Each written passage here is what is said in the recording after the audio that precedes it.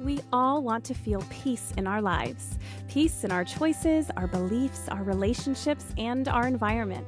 I've learned that this desired contentment is often found through holding on to less. When we pare down what we own, what we consume, and what we value, we're left with what's intentional, a personalized curation of what is important and true and useful to us.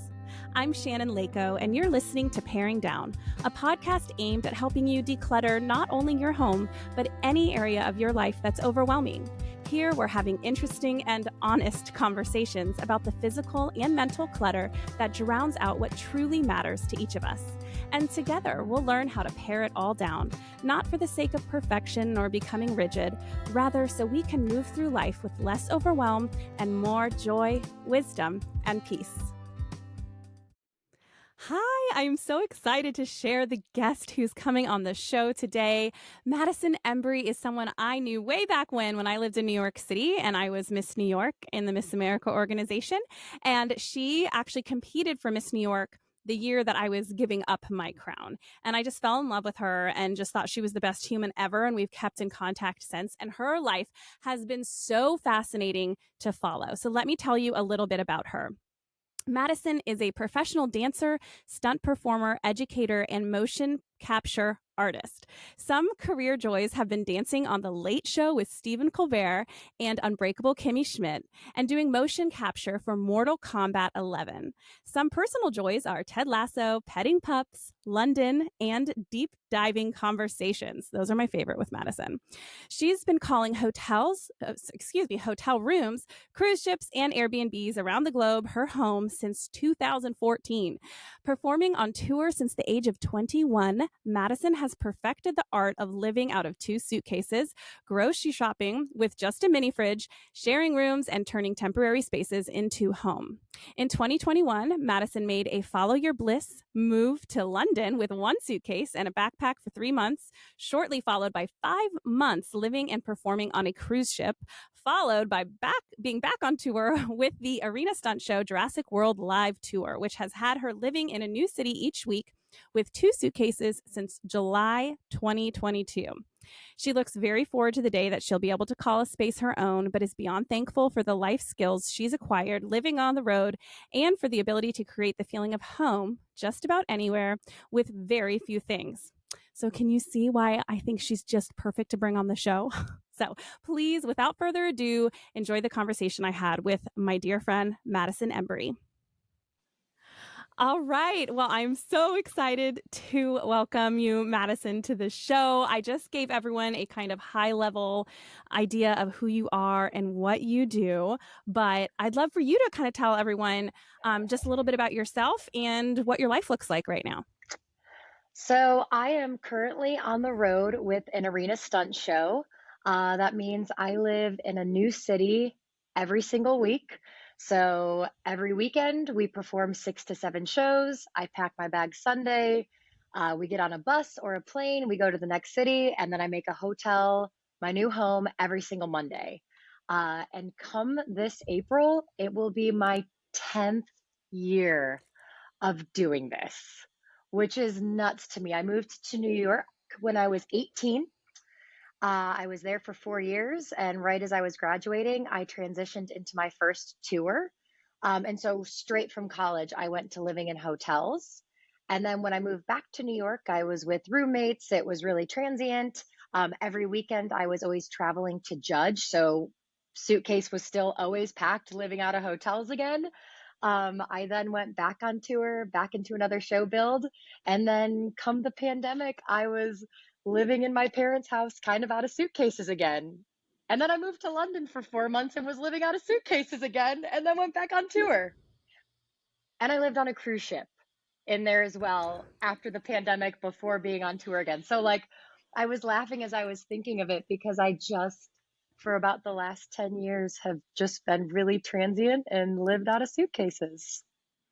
Okay, wait. So you haven't really had a permanent address since you were in college? Correct. And even then it was kind of the dorm, then going to live with like a friend who had an apartment with an open room. It was such a beautiful place we had, but I was living in the basement, so like I didn't have my own door to close. Um, so I was kind of thinking about it. 29 was the first time when I had a bedroom door that closed with like my own lock on it. That was like, because my sister and I grew up sharing a room. So like 29 was the first time I had my own room with a door that closed. And that was during the pandemic when you moved home. That was during the pandemic, actually, when I moved to London. Because growing up Oh, in my house, we didn't have locks on our bedroom door. Um, oh, I thought you had said you'd moved home during the pandemic before London. I didn't know if your sister was still there or not. So that's she where I was was thinking. not. It's a little tricky. It's you know how like in homes growing up you have like names for what each room is. Yes. That's like yeah. So my sister and I grew up sharing a room, and then when I moved home, I was only alone in that room, but we like still call it our room. That's so sweet. I love it. Oh my gosh. So when you went into the entertainment world for a living, which is, I'm going to guess that's something you always kind of knew you wanted to do if you went to school for it. Yes. Okay. So when you saw that path for yourself, did you realize how transient and impermanent your spaces would be? I had no idea. I'm not really even sure. It's so funny how it just I was in a stage combat class. There were auditions for a stunt show. I auditioned. All of a sudden, they were like, "Great, you're hired to go on tour." And I think I had always heard that, like, oh, professionals go on tour, but I had no idea what that meant. So I packed my suitcases and it was fun because when you start a tour, if you're part of a new show, you'll do a build for 3 months. So that's wild. You check in and they're like, "Hi, Madison, I see you're here for 72 nights." And you're like, "I guess I am at this hotel for 72 nights. Yeah, let's do it." And then from there, so it kind of doing a build of a show is a little bit different because you kind of get to make a home in the hotel. And then it's like a totally different sport just living in a new hotel each week. So to answer your question, I knew I wanted to be on stages performing. I didn't give a single thought to what that meant lifestyle wise. Yeah. Oh my gosh. Okay. And just for non performers speak, building out a show means rehearsing it, figuring out what it's going to look like once you take it on tour. Yes, totally. So a show build is there's been an entire team of creatives, probably for years before you as the performer arrived, that were making the script and costume ideas. And in my current case, it's a show called Jurassic World Live Tour. So they're like these CGI dinosaur, like models of these huge dinosaurs have been being built for 2 years before they even thought of bringing in us, the performers. And so a show build is 6 days a week, 10-hour days. You are just putting the show together, building fight scenes, doing scene work. So the show that gets toured around the country, kind of, it's almost like the trial and error process of figuring out what that show will be before it goes around the country. It is so cool. And just so everyone knows, I took my 3 children to go see Madison and Jurassic World Live, and it was so cool. Like just seeing you do, because you're a dancer in my mind, because Mm-hmm. we knew each other 10 years ago back in New York City. And I'm always like, yes, Madison's a dancer. And I was able to see how you translated that like movement and talent with your body into like stunt work with dinosaurs. It was so cool. My kids Oh, like are still obsessed with it to this day. oh, that was the best having you guys come. That was so special. It was so much fun. Okay, so obviously we're talking more about like these spaces that you've lived in because it is Yes. so unique and it's such an incredible perspective that you are able to have as somebody who has kind of been forced into this life where you have to fit everything into a suitcase if you're moving every week. So what would you say was like your first tour? You go out, you really don't know what to expect. What was the most challenging part about adjusting to impermanent spaces? Kind of two levels. So, like, I'm thinking one side emotionally adjusting to the impermanence of the space, and then the like tangible part of like, what do you pack? The first year of tour, we were all over the place. We were in cold cities in the winter, then it was warm. So you needed snow boots and a bathing suit. That was really tricky to pack for. Um, I was really lucky in that like my parents were happy to help me figure out boxes and different things like that. But a lot of my stuff was in New York City because I had just graduated, some was back at home. So it was very tricky to figure out, you get two 50-pound suitcases, maybe a duffel bag and your backpack. And that's what your whole life is put into. So and then funny, like winter clothes are heavier. So that's tricky come the winter months, especially if you're in cold climates. Um, so that was tricky to figure out. And then from an emotional standpoint, with the current show I'm with, you always have a roommate.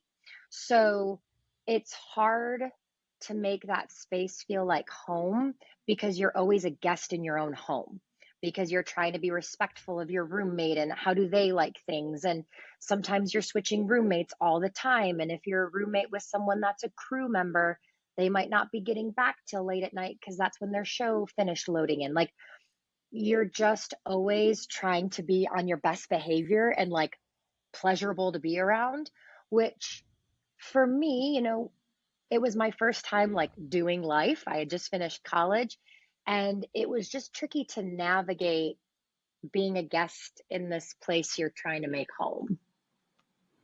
That is really hard. Like, I would really struggle with that because if I can't just be me, it's hard. And I had struggles with that when I had roommates like in permanent spaces in my 20s.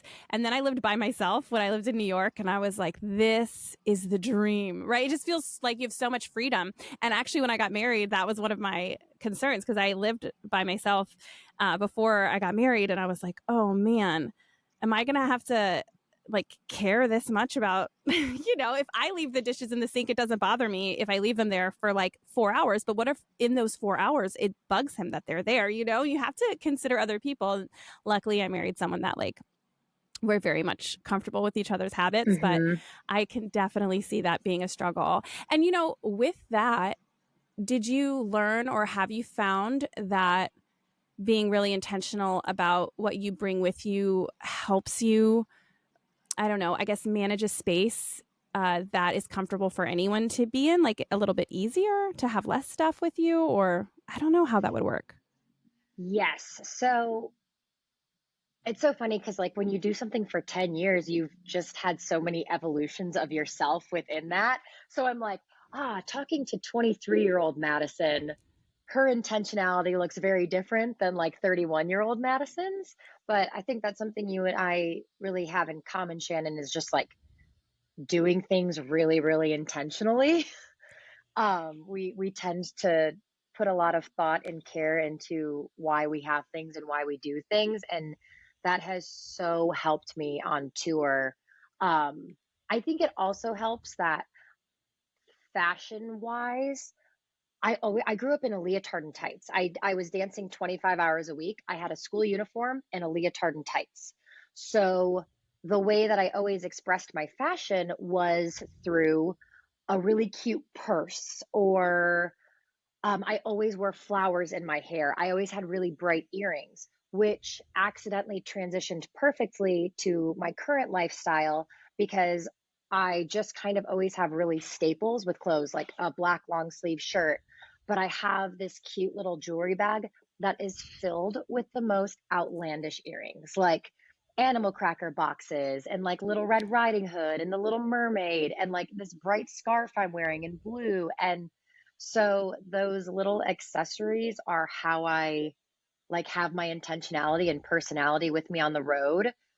I love staple pieces when it comes to clothing. Oh, sorry, not staple, statement.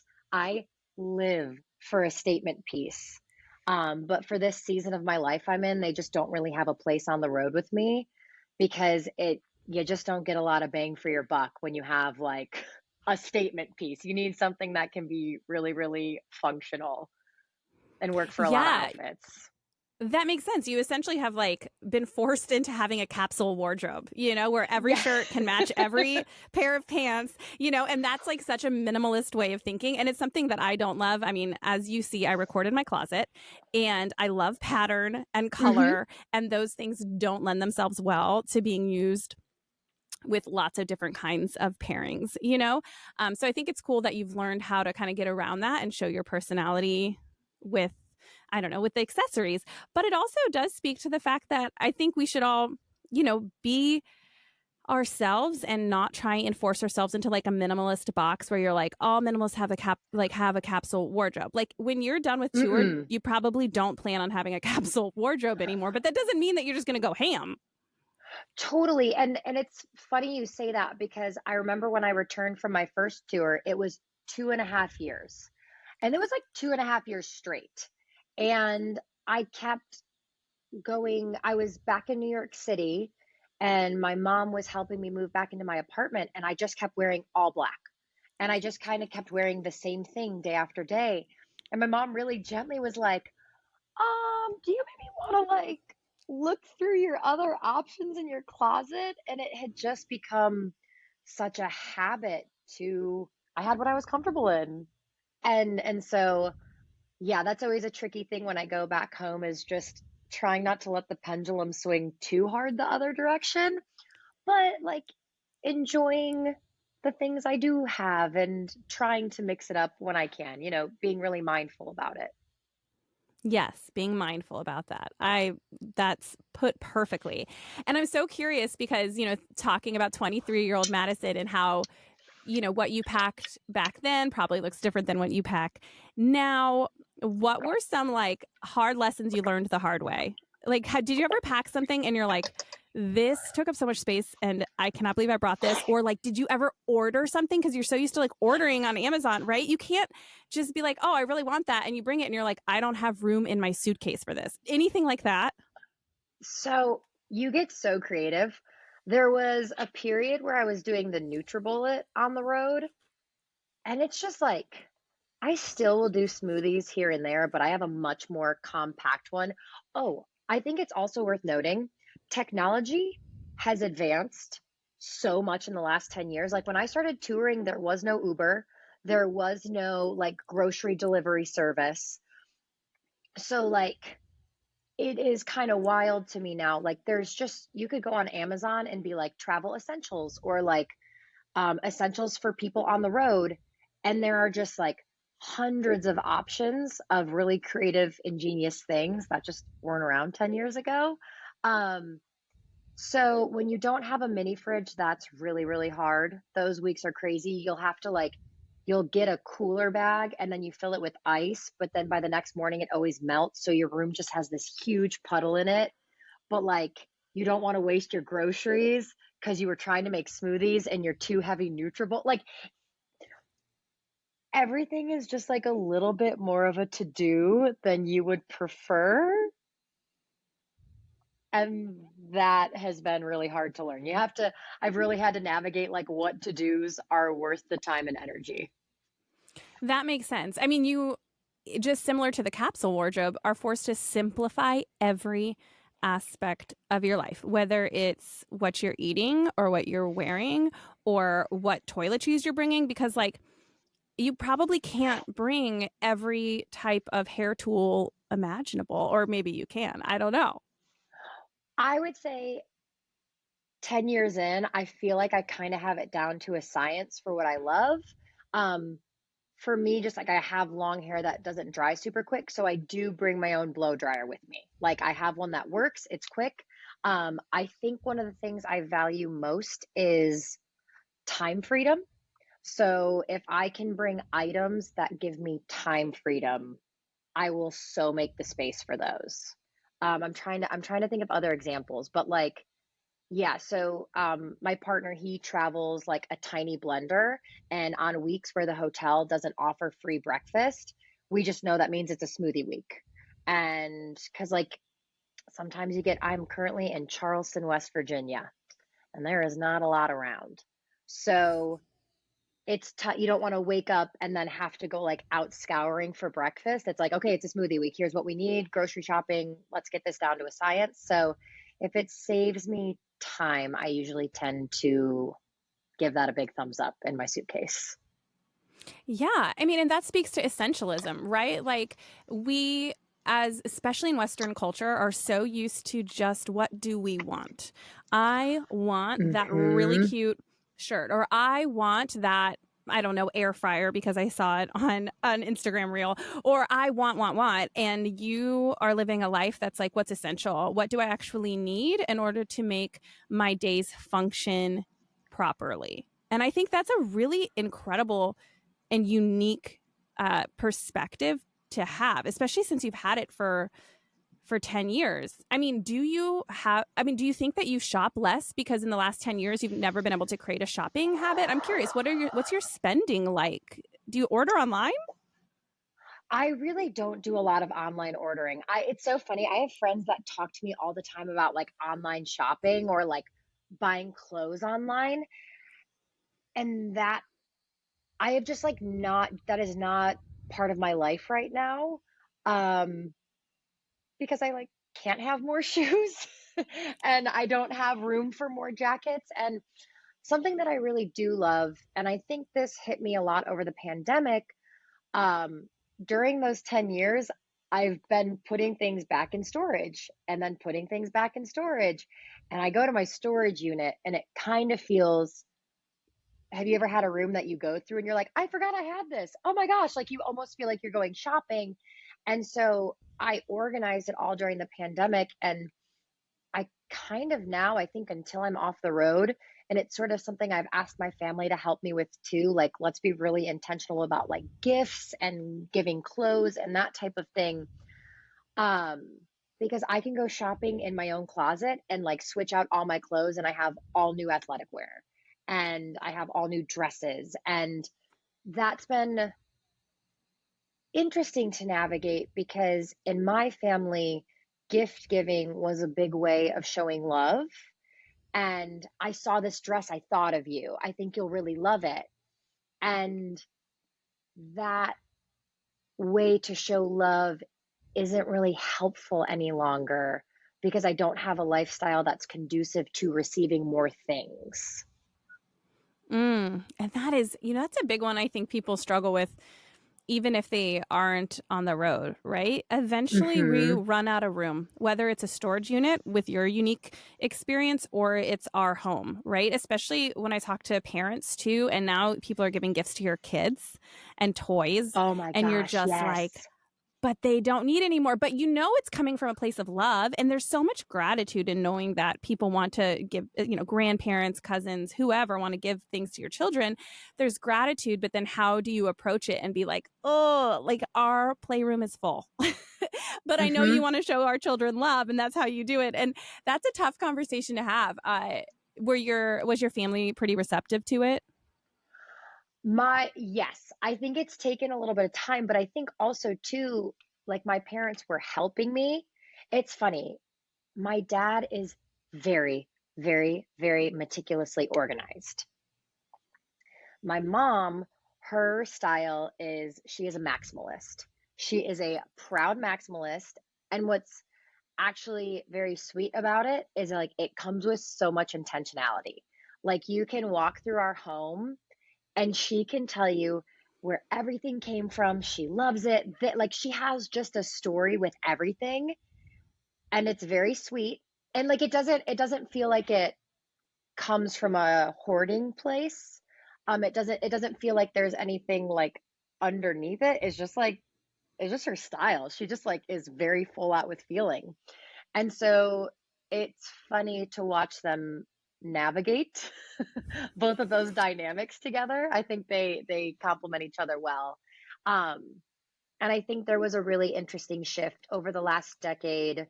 My parents had to say goodbye to their parents, and they had the experience of going through the home and kind of just organizing everything. And I think that brought a very humbling perspective to them of like wanting to organize their things and just be really thoughtful about what they owned. And I since I was home with them for the pandemic, I watched them go through that process. And I think all of us collectively kind of got on the same page about how we wanted things to work in our family.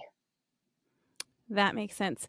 There's a book. It's called Swedish Death Cleaning. Have you heard of this? I have not. It's kind of interesting. It's very interesting. But basically, it's the idea of exactly what you just said, where the longer we're alive and, accepting the fact that we won't be here forever, and the closer you come to that age in life, to really be intentional about what you want to leave behind and what you don't want to leave behind for your children or loved ones to manage. And it sounds kind of morbid to call it death cleaning, but I actually do think there's such benefit in recognizing our mortality, because that also can play into not putting so much value in things, right? Because Mhm. things, they won't always be there, but relationships and what we can pass down in other ways are so, so valuable. And when my mom passed away, as you know, my mom passed away, and I was really grateful that she was not a person that had so much stuff that overwhelmed us, right? Like, I mean, of course, everyone Mhm. has their things to go through, but that's a big reason I think why I've really clung to minimalism, especially after having children. I've started paring down more and more and more and getting more passionate about it, because I want to offer my kids the same experience that she was able to offer us when she Mhm. was gone. So I totally get that. And that is funny to watch your parents. You're like, "Oh, you are polar opposites." um that is my husband and me as well. So Yes. I feel your dad. I am your dad in that Oh, situation. totally, totally. That's great. Okay, so I'm curious, just from a practical level, because you are surviving for how many months are you on the road right now? Um, this contract was 12 months straight. So I actually were really lucky. I have all of December off. But usually we're on week like 23 straight. Whoa. Okay. Yeah. So you're living a year with less, Hmm. and you kind of gave us a picture of how you do that with a capsule wardrobe and fun accessories and being intentional. But I'm curious, on a practical level, do you know how many pair of pants do you have? How many shirts? How many? And the reason I'm asking this, by the way, just so you know, so you have this in your head, is that even if there are challenges with it, like, it is possible. That's the thing I think that you are learning and that I'm learning through you. It's like, what is possible to live with? How many pants do you need to survive for 12 months? Hmm. Totally. Um, oh my gosh, I totally like, I want to dive into the psychology of all of it too, because I've really, in some ways, had to like face myself in very difficult ways with this lifestyle because it's so, i- if you have on scarcity lenses, it can so feel like you don't have enough. And so really putting on your abundance lenses and being like, I have access to laundry. I, okay, cool. So I learned it's not fun to only have XYZ pair of like underwear or socks. Oh gosh, okay. I can have less joggers, but I would like to increase my sock count by like 3 pair because my joggers, if I wear them over leggings, I can wear them multiple days. But my socks, I do a lot of athletic activity. I'd prefer 1 day for those. And so it's like, it's kind of that math. Pants, because on show weekends, I don't like putting on tight leggings over the show laundry I have to wear under my costume.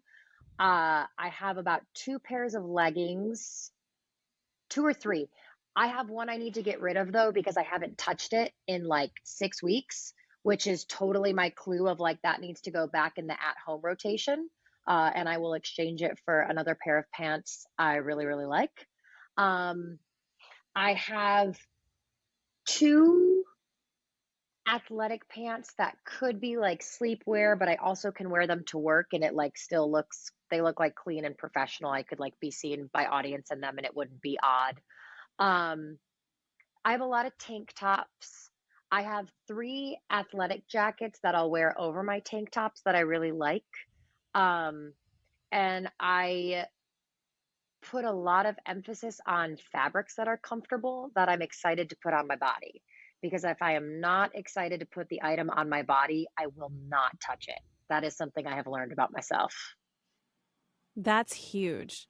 Okay, so I mean, and this makes sense. What we really need in life, a couple pair of comfy pants, especially if they can work hard for us, meaning you can sleep in them and you can wear them in public and it's a-okay. Some and then layering on the top, right? Tank tops don't take up much space. That's a great thing to Mhm, travel with. And then you just throw a couple different jackets over. I love the practicality behind that. And I want to dive into like that psychology that you just mentioned too. So, what have you really learned about yourself when it comes to the fact that you cannot attach your sense of self to things? mhm. I have had to get really clear on if it's not going to really be my fashion, that is the thing that is like, that is Madison Embry.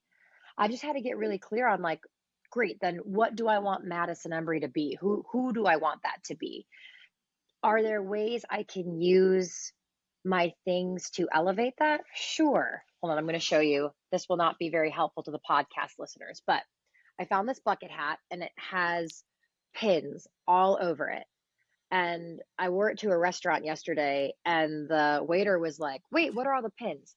And I had a story for every single pin and where I got it and where I was or who gave it to me. And I was smiling and giddy the entire time I was talking about it. And I was like, this feels like a really perfect example of who I want to be as Madison Embry bottled up in a thing. And if I don't have it, I'm still Madison. It doesn't feel like without my fun earrings that I'm wearing or this monkey scarf on. But I kind of love that from far away. It's like, oh, that's a fun person, but I don't need it to be a fun person. So I That makes think sense. that's something I've given a lot of thought to is, and I just haven't, when I do have the luxury of allowing my clothes to speak for me, that's really fun. I love wearing bright, attention grabby things, but I don't need them in order to feel like I can be that version of Madison. Yeah, it sounds to me like you've been able to find ways to use your style maybe as a conversation starter, but the point is that the conversations are there whether you're wearing the bucket hat with the pins or not. Like you can still connect with people, you are still confident in who you are without it having to be because you wear bright colors. And that I mean, and that goes beyond clothes, right? Because I would also love to talk Mhm. about how do you make your space feel like a home. I want to dive into that for a second, but I do want to just real quickly say here that like I think a lot of us struggle with this sense of identity. Who am Mm, I? When people are like, "What's your purpose?" Like, and all these big questions, and we're like, "I don't know." Like, I'm the kind of person who um, likes patterns and colors, and I'm the kind of person who likes to, I don't know, do X, Y, and Z. But a lot of it seems to me, especially, and maybe this is a motherhood thing too, is so attached to what our life looks like. Like we mhm, are we are a family that lives in the suburbs, and mm. we identify ourselves by how big our house is, how nice our things are. I don't do that. I try not to do that intentionally, but I think in our culture it's very common to identify yourself by what you do for a living and what your home and clothes look like. Like the status of that becomes our identity, rather than who we are and the stories we hold and the experiences we've had, like you said about that bucket hat with all the pins on it. What that is doing, it's holding all of the stories and all of the experiences that like have made your life interesting and make you who you are, like the hard lessons and the fun and the Hmm. all of it. And it's not about the hat. It's about the experiences on the hat, you know? And so I Yes, just love that. So totally. that's great. Yeah. Okay, You that was a nailed little bit it. of a tangent, but yes. I was here for Uh, it. okay, great. Okay, but yeah, I want to hear, how do you make your space feel like a place you're happy to come back into a hotel room? Do you put anything up on the wall? Do you make any space in your suitcase for things besides clothes? Hmm. Yes, so that's a big one. I have one suitcase that is dedicated to clothing, and then I have a second suitcase that has some shoes in it, my dance shoes, almost like I call it my like mini pharmacy of just I probably only need those things in there once every 6 weeks, but it's really nice to have it instead of having to go to a drugstore every time I need it. Um, and then every week when I get to the room, I'm really lucky. Uh, I have a partner that I remember the first time I walked into their room. We're both on the in the show together as a little context, and so when I like consider myself pretty organized, um, at least when it comes to work stuff. I think I sometimes hide. I think being messy at home makes me feel like it's the one place where I don't have to be on. So then I kind of let that manifest itself in just getting to be chaotic in my space. I'm starting to learn that what if I just didn't feel like I had to be on all the time and I just got to show up authentically as me all the time? So that is a journey I am personally on. It is deeply helping how like my relationship with stuff and things and cleanliness. Um but I walked into his space and there was like a candle lit and he asked if I could please take my shoes off. And I was like, "Oh, this is amazing. Wait, what?" Wait, like I it was so awesome to just like see someone take care of their things so well and then just kind of like unapologetically ask me to partake in that. Like if I was going to be in his space, could I please honor it? And so it's been really, really fun sharing a space with him now because he never demands that I also do it, but he continually leads by example.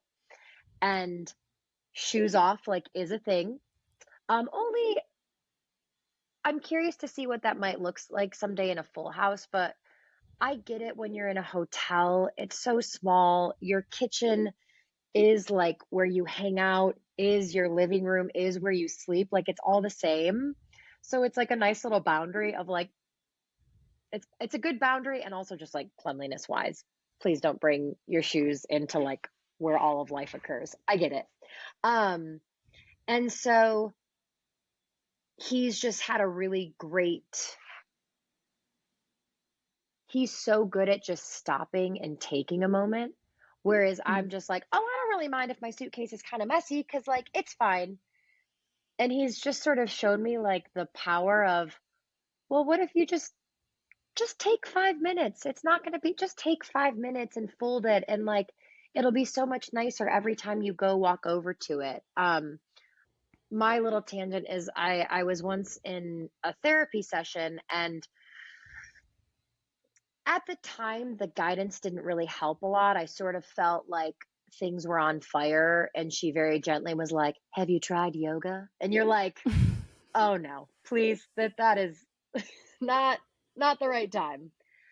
But something she offered was like, "What if you had a body wash that you loved the smell of? What if you got a candle that you like love to light?" And at the time, I was like, great, thanks. Good guidance. I like didn't get it. And I now understand how she was just trying to help me find things that put me back in the moment and dropped me out of my head and into my body using my sense of smell to be in the moment and that kind of thing. And I think that that's one of my partner's superpowers is he is very excellent at being in the moment. Um So all that to say, my space definitely feels much more like a home now because I actually save myself time by being present in the moment and like having a candle. I always smudge the room every time I come into a new hotel room just so that I can kind of energetically make it our space for the week and say goodbye and thank you to all of the humans that have lived in this room prior to me because it's a lot. Um, we always have a candle. I always love the sense of everything I'm using, whether it's my perfume or my body wash. Um, and we have our own coffee. We do our own pour over coffee every day because that's such a way to it is a very incognito way to take ownership and control of your life because it's how you start your day. And it's very easy, not just on tour, but in life, to feel like when you begin your day, you are a victim of the job you have to go do or the day ahead, especially if it's something you don't love. And something as simple as getting to be in control of making our own coffee and not relying on what the hotel has to offer or having to leave our room to go downstairs to get coffee is like a major key to success in making it feel like it's our own space. I mean, what a lesson, though, for all of us. Because all I'm thinking of is okay, you guys have figured out how to make a home not with by using clutter or stuff.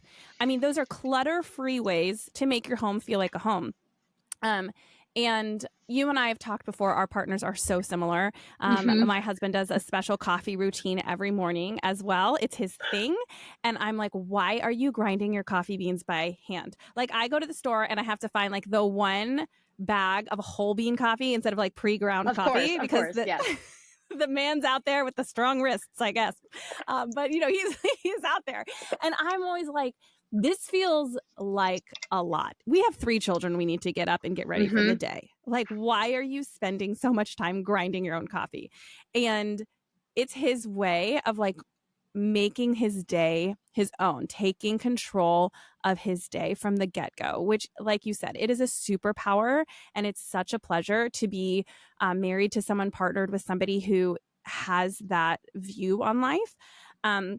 But what I was also going to just say thank you so much for sharing all of that, because I think we often think in order to make our house feel like a home and to feel cozy, it needs to have stuff in it. It needs to have every picture that we've ever loved on the wall. It needs to Mm-hmm. have every souvenir we've ever bought on a shelf. It needs to have all of these things. And what you've just demonstrated is that, you know what? Your house can feel like you because of the smells, because of the routines, because of the values that are clear when someone walks through the door, because of how welcoming you are to other people, because of how you smudge the place and make it feel like you. And I think we don't give enough power to our energies and to our routines and to all of those things. We try and give so much power to stuff. And Yeah. realistically, it's unnecessary. So what a great lesson. Thank you. Of course. And just to share, well, it's so funny. I work with I never know how to explain what she does. So for folks that know this realm, the work we do together is psychodrama somatic therapy. To make that sound a little simpler, it would almost be like if you mixed talk therapy and Reiki, or like talk therapy in a somatic practice. So we were doing this session once and I was feeling so ungrounded, and it was really all of the constant movement was really starting to get to me. I just didn't feel like I had a home space. And so we did this exercise where she had me grab a bag and I had to go around my hotel room grabbing all of the things I love that I have. And and the thing could either represent the thing itself, or like I could grab my cell phone and that could represent connection to my family and friends. And so I have a London mug that I drink out of every day. because once the coffee routine thing, I love London. Like when I take my first sip of coffee, I am jazzed to begin the day. I love this mug. I get so much joy when I see it. Um, I am someone that loves cards. So I have this little stack of cards that have been written to me, whether it's notes from friends or thank you notes. Those sit on my bed next to me. I have a selenite wand that is really great for vacuuming and clearing energy. I have to perform for like thousands of folks at a time. And I love them all, and I'm so thankful they came to the show, but that's a lot of people to be around. So that really helps. And so I grabbed these items and I walked over and I was like confident that the lesson at hand was going to be like, okay, so I have these things, but like the real lesson is that I don't actually need these things, right? Like I can find this home within myself. And she was like, no, the lesson is that these very limited amount of things you have make you feel fantastic and grounded. So I need you to make sure you have them with you every single week. That's the lesson.